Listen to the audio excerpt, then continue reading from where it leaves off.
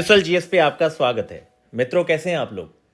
Friends, BPSC के संदर्भ में प्रारंभिक परीक्षा का निकालना आपके लिए बहुत ज़्यादा ज़रूरी है। जब प्रारंभिक परीक्षा अगर आपकी नहीं निकलती तो जो आपकी पूरी प्रोसेस है मुख्य परीक्षा को क्रैक करने की, उसके लिए आपके अंदर कॉन्फिडेंस ही नहीं आता और आधी अधूरी तैयारी में पूरे साल आप प्रीलिम्स के ओरिएंट पढ़ते रहते हैं। और प्रीलिम्स की पूरे साल भर तैयारी करने से एक नुकसान क्या होता है कि जब आप मेंस लिखने जाते हैं, जब आपको पता है, श्योर है कि आपका प्रीलिम्स का जो पेपर है बहुत अच्छा गया है और मेंस के अकॉर्डिंग आपके बहुत सारे ऐसे टॉपिक हैं, आप आईआर के टॉपिक्स को बहुत अच्छे से पढ़ते हैं, economy, science tech, disaster management, जब सारे सेक्शन पढ़ते हैं तो कहीं ना कहीं एक मैच्योरिटी भी आती है, एक अच्छी रैशनल थिंकिंग बिल्डअप होती है। ये सारी चीज़ें आपके दिमाग को भी बहुत ज़्यादा परिपक्व करती हैं, नहीं तो एक बहुत ही अपरिपक्व सा दिमाग जो एक आपका बिना मैच्योरिटी का बना रहता है, जिसके चलते फाइनली इस फील्ड को फाइनली क्रैक करने में बहुत ज़्यादा समस्या होती है विद्यार्थियों को। तो इसी के समाधान के लिए बात करेंगे कि आखिर आप प्रारंभिक परीक्षा को, क्योंकि आपके सामने इस बार वैकेंसी 1100 प्लस रहेगी, वैकेंसी बहुत बड़ी है, तो आखिर कैसे आप इस पूरी परीक्षा को क्रैक करेंगे, इस पूरे विषय पे बहुत ही विस्तार के साथ बात करते हैं। मित्रों, अगर बीपीएससी के संदर्भ में मैं बात करूं तो सबसे पहली चीज़ जो मैंने हमेशा आपको कही है कि इस परीक्षा को क्रैक करने के लिए सबसे पहले क्या है कि आपको थोड़ा टिकाऊ होकर पढ़ना पड़ेगा। जैसे कि बहुत सारी ऐसी नई चीज़ें होती हैं जो आपको काफ़ी ज़्यादा प्रभावित करती हैं, आपने उसके चलते नहीं जाना। सबसे पहला आपने क्या काम करना है कि जिस विषय में आपको डर लगता है उस विषय की आपने सबसे पहले क्या करनी है, आपने एनसीईआरटी पढ़नी है बहुत अच्छे से। एनसीईआरटी के साथ साथ आप फॉलो करेंगे जो आपकी अच्छी वाली स्टैंडर्ड बुक्स हैं। जैसे मान लीजिए आपको पॉलिटी में एनसीईआरटी पढ़ने की आवश्यकता नहीं है, हालांकि दो एनसीईआरटी उसकी बहुत अच्छी हैं। एक तो आपकी जो कॉन्स्टिट्यूशन वाली, संविधान वाली है, और एक राजनीतिक के जो मूल सिद्धांत है, दो एनसीईआरटी उसकी जो है राजनीतिक सिद्धांत वाली इंपॉर्टेंट है। अगर आप पढ़ेंगे तो आपकी और भी ज़्यादा जो है समझ विकसित होगी। नहीं पढ़ना चाहते आप लक्ष्मीकांत पढ़िए, सफिशिएंट है। इसी तरीके से कुछ ऐसी एनसीईआरटी हैं जो काम पूरा आपका कर देती हैं, जैसे ज्योग्राफी। अगर ज्योग्राफी और ज्योग्राफी हिस्ट्री ऐसे सब्जेक्ट हैं कि अगर आप 6 to 12 तक की एनसीईआरटी भी पढ़ जाएं तो कोई नुकसान नहीं है, आपको फ़ायदा ही है।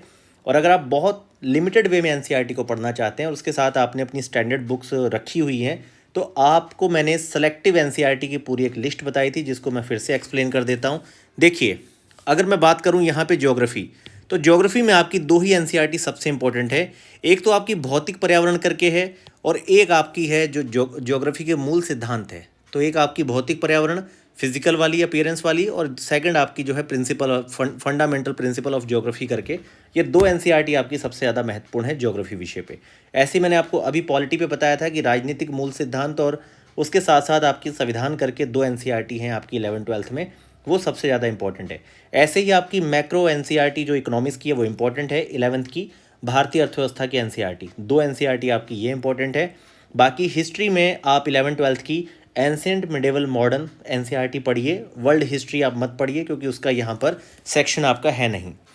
तो इस तरीके से आपकी एनसीईआरटी लगभग 9 से 10 एनसीईआरटी फिल्टर हो जाती हैं। कम से कम आपको ये 10 एनसीईआरटी बहुत अच्छे से पढ़नी चाहिए। अगर मैं बात करूं स्टैंडर्ड बुक्स की, तो आपको पता ही है कि अगर आपने मॉडर्न सेक्शन को तैयार करना है तो यहाँ पर आपके मॉडर्न सेक्शन को तैयार करने के लिए यहाँ पर आपको पढ़ना है स्पेक्ट्रम की बुक को। ठीक है, तो आप यहाँ पर स्पेक्ट्रम की बुक को बहुत अच्छे से पढ़िए। इसके साथ स्पेक्ट्रम के साथ साथ पॉलिटी वाले सेक्शन के लिए आपने यहाँ पर क्या पढ़ना है, आपने लक्ष्मीकांत की बुक को बहुत अच्छे से पढ़ना है। लक्ष्मीकांत आपके लिए बहुत ज़्यादा महत्वपूर्ण है। आपको इम्तियाज़ सर की जो बुक है आपकी बिहार के स्पेशल वाली, इसके लिए इम्तियाज़ सर की जो बुक है, खास तौर पे डिस्क्रिप्टिव बुक पढ़िए। उसके बाद ऑब्जेक्टिव वाले क्वेश्चन सॉल्व कर लीजिए। इंग्लिश माध्यम के विद्यार्थी कोई दूसरी बुक पढ़ के, जैसे कि घटना चक्र, बिहार तथ्यसार पढ़ के इम्तियाज़ सर की ऑब्जेक्टिव बुक कम से कम सॉल्व जरूर करिए, क्योंकि जितने भी आपके भूगोल के और इतिहास के प्रश्न हैं सारे आपके लगभग इसी किताब से कवर हो जाते हैं। इसके अलावा आपको मित्रों मैंने बताया था कि करंट अफेयर पे आपको एक मैगजीन बहुत अच्छे से फॉलो करिए। बाकी यहाँ पर पैरासोल जीएस के भी आपके 30 फुल लेंथ के टेस्ट हमने डिज़ाइन किए हैं, जो आपकी टेस्ट सीरीज चल रही है। हमारा जो पहला ग्रुप हमने बैच स्टार्ट किया था जनवरी के फर्स्ट वीक में, उसमें आपके 11 टेस्ट कंडक्ट हो चुके हैं। आज आपका 12वां टेस्ट है। इसके अलावा हमने 25 टेस्ट का फिर से आपकी टेस्ट सीरीज लॉन्च की है, जिसमें 25 आपके फुल लेंथ के टेस्ट हैं, जिसका हमने 1200 फ़ी है। वो आपका अभी स्टार्ट है एडमिशन, आप इसमें एडमिशन ले सकते हैं। इसके साथ ही 18 फुल लेंथ के टेस्ट का हमने मेंस का टेस्ट एक टेस्ट सीरीज कंडक्ट की है 3500 में, जिसमें हमारे ही बैच के जो प्रीवियस स्टूडेंट है उनके लिए 3000 फीस है। आप इसे ज्वाइन कर सकते हैं। ये दोनों ग्रुप आपको मेंस और प्रारंभिक परीक्षा में निश्चित तौर पे काफ़ी ज़्यादा लाभ पहुंचाएंगे। आइए आगे बात करते हैं कि जो आपकी एनसीईआरटी स्टैंडर्ड बुक है, मान लीजिए आपने यहाँ पर अपनी एनसीईआरटी और इसके साथ ही आपने अपनी स्टैंडर्ड बुक्स को बहुत अच्छे से कवर कर दिया। स्टैंडर्ड बुक मैंने अभी आपको बता दी, जैसे कि स्पेक्ट्रम आपका मॉडर्न में लक्ष्मीकांत हो गया, इम्तियाज़ सर की आपकी बिहार स्पेशल की बुक हो गई। आपको किताबें बहुत ज़्यादा फैलानी नहीं है, क्योंकि कुछ ही सेक्शन है जो आपने बहुत अच्छे से पढ़ने हैं। बाकी सारे सेक्शन आपके एमसीक्यूज क्वेश्चन प्रैक्टिस करने से, प्रीवियस ईयर क्वेश्चन कवर करने से काफ़ी स्तर पे कवर हो जाएंगे। जैसे अगर मैं बात करूं कि साइंस में आपको क्या पढ़ना चाहिए, तो मैंने आपको हर बार बताया है कि साइंस की तैयारी के लिए आप क्या करिए कि जो बीएसएससी कंडक्टेड आपके साइंस के क्वेश्चन है, ये सारे सॉल्व कर दीजिए। बहुत अच्छे क्वेश्चन है साइंस के। आप और भी क्वेश्चन अच्छे सॉल्व करना चाहते हैं तो आप एनडीए प्लस सीडीएस के जो आपके साइंस के क्वेश्चन है, ये सारे सॉल्व कर लीजिए। ठीक है, तो ये आपका क्वेश्चन के लेवल पे बहुत ज़्यादा तैयारी हो जाएगी। इसके साथ आप क्या करिए कि आप लोग अरिहंत पब्लिकेशन का जो साइंस आता है, हिंदी इंग्लिश दोनों में है पूरी समरी, अरिहंत की समरी और बीएसएससी और एनडीए सीडीएस के क्वेश्चन ये सारे सॉल्व कर लीजिए। या फिर आप कम से कम अरिहंत और बीएसएससी ये दो सेक्शन आप कम से कम भी अगर कवर करके चलेंगे तो मैं आपको गारंटी दे रहा हूँ आप साइंस में 27 क्वेश्चन सही करेंगे आउट ऑफ 30 विद 1/3 निगेटिव के बाद। ये निश्चित तौर पे आपका इतना स्कोर इजीली रहेगा अगर आप इतना काम कर लेते हैं। आगे आइए बात करते हैं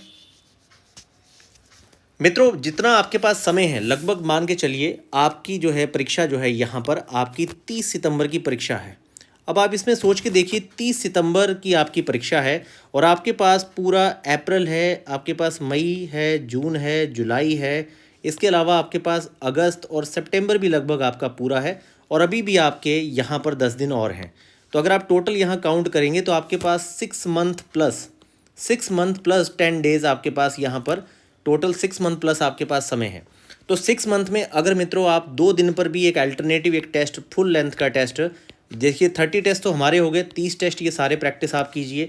इसके अलावा जो भी आपको अच्छा लगता है, चाहे वो परफेक्शन आईएएस हो, दृष्टि आईएएस हो, किसी भी कोचिंग का अगर आपको रोज़ एक एमसीक्यूज लगाना है तो कोई कोचिंग आपको सारे टेस्ट कंप्लीट नहीं कर पाएगी, आपको 30 से 35 ही टेस्ट दे पाएगी। तो आप कम से कम 4 से 5 कोचिंग का टारगेट करके आप अगर अल्टरनेट भी रखें या फिर रोज़ आप एक टेस्ट अगर सॉल्व कर सकते हैं, देखिए 1.5 घंटे में आप टेस्ट को सॉल्व करिए, 1 घंटे में उसकी पूरी समरी देखिए। तो अगर आप 2.5 घंटे रोज़ अपना निकाल के दे दें और डेली आप एक सेट सॉल्व कर दें 150 क्वेश्चन का, ये भी आपकी प्रीलिम्स की तैयारी को बहुत तगड़ा कर सकता है मित्रों। क्योंकि अगर आप 100 टेस्ट या फिर मैं कहता हूँ 150 तक टेस्ट आप सॉल्व कर सकते हैं, आपके पास इतना टाइम है, कुछ नहीं करना यार, आपको 2.5 घंटे देने हैं। एक टेस्ट पकड़िए, 1.5 घंटे का टाइम रखिए, सॉल्व कर दीजिए। सॉल्व करने के बाद 1/3 नेगेटिव के साथ अपना स्कोर देखिए, फिर देखिए आपने प्रश्नों को कहाँ गलत किया है, आपसे तथ्य गलत हो रहा है, अवधारणा गलत हो रही है, किस तरह की आपसे गलतियाँ हो रही है। ये सबसे बड़ा ब्रह्मास्त्र है खुद का, मतलब खुद का मूल्यांकन करने का। जैसे आपको अपने स्तर पे लगता है कि आपको पॉलिटी आती है, लेकिन अभी पॉलिटी पे ही आपको अच्छे से 10 क्वेश्चन बना दिए जाएँ, आप 4 से 5 प्रश्न गलत करेंगे, तो ये तभी आपको पता चलेगा जब आप ज़्यादा से ज़्यादा एमसीक्यूज क्वेश्चन को प्रैक्टिस करेंगे।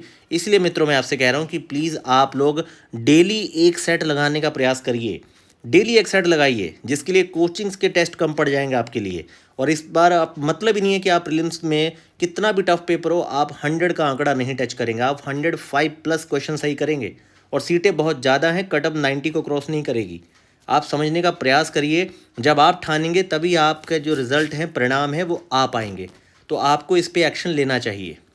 तो मैं यही आपको बार बार कहता हूं कि एमसीक्यूज टेस्ट ही अगर आप प्रतिदिन सॉल्व करें और इसको आप 3 घंटे दे दें तो ये 3 घंटे की तैयारी आपके प्रीलिम्स को सुनिश्चित कर देगी। उसके अलावा 4 घंटे आप मेंस में किसी एक सेक्शन को पकड़िए, उसके प्रीवियस क्वेश्चन यूपीएससी के क्वेश्चन फाइंड आउट करिए, उस पर अपना एक गैस लिस्ट बना के, जो कि मैंने सारी अपने जो हमारे जितने भी टेस्ट हो रहे हैं, हर टेस्ट से पहले मैं 15 टॉपिक्स की एक लिस्ट देता हूँ। ये टोटल सारे टेस्ट को अगर मैं मिला के देखूँ तो लगभग आपको 350 से 400 टॉपिक दिए जाएंगे, उसके बाहर आपका कोई प्रश्न नहीं रहेगा।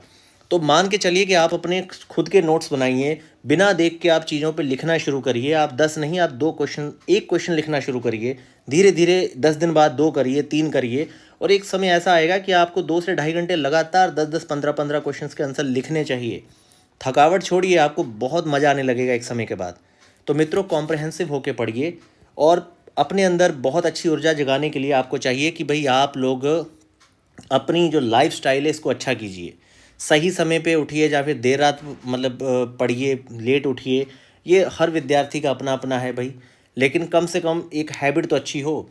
आप अच्छे मतलब कि आपके खान पान की जो आदतें हैं वो अच्छी हों, आप वर्कआउट करें, सारी चीज़ों को बढ़िया सा मतलब बना के आप अपनी एक अच्छी रणनीति बनाइए, तभी आप बैलेंस हो के इस पूरी प्रक्रिया को एंजॉय कर पाएंगे, क्योंकि ये प्रक्रिया है, एक प्रोसेस है। सिलेक्शन यहाँ पर आपके कहने पर 2 महीने से नहीं होगा, आपको 2 से 2.5 साल की इस प्रक्रिया में पूरी जान झोंकनी पड़ेगी, तभी फाइनली आपका सिलेक्शन इस फील्ड में होगा और निश्चित तौर पे आप अपने आप को विशेष परिस्थिति में खड़ा कर पाएंगे। तो मित्रों, जाग जाइए, समय कम है, और पैरासोल जीएस को अपने मित्रों के साथ ज़रूर शेयर करिए और हमारे चैनल को सब्सक्राइब कीजिए।